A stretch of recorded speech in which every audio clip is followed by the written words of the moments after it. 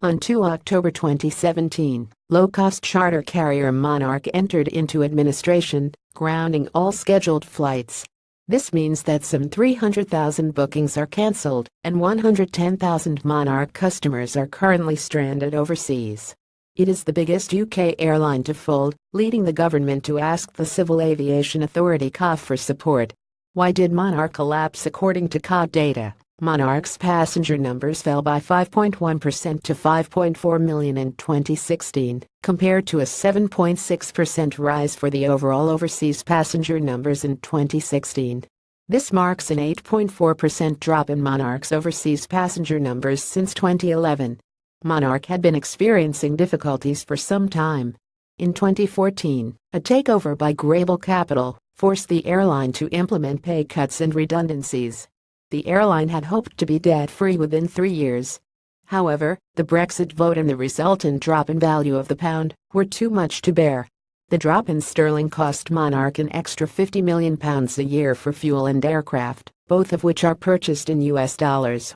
Monarch also had new fuel-efficient Boeing 373 MAX planes costing over $3 billion in the pipeline.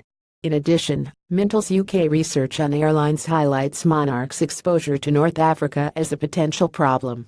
In response to weakening consumer demand for flights to these destinations, Monarch had shifted capacity to the more traditional holiday destinations like Spain, Portugal, and Italy. However, competition is fierce on these routes.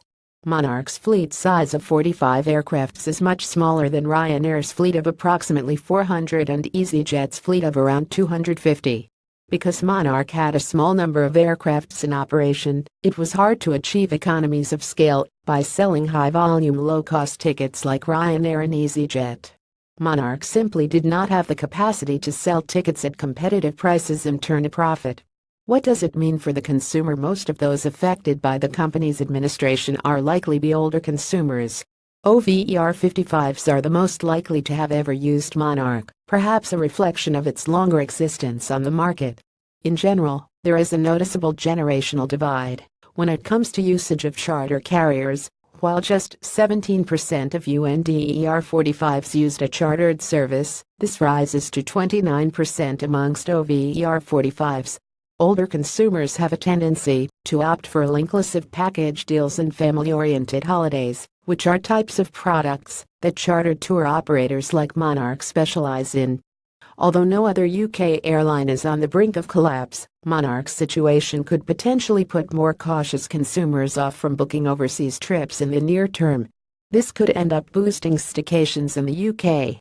What does it mean for carriers? Monarch's collapse means there is slightly less competition in the market. This could potentially inflate prices on certain routes in the short, medium, long-haul markets. However, this does present an opening for other low-cost long-haul carriers like Norwegian to increase capacity. The same also goes for budget carriers on short-haul routes. Shares in EasyJet and Ryanair have jumped since the administration announcement.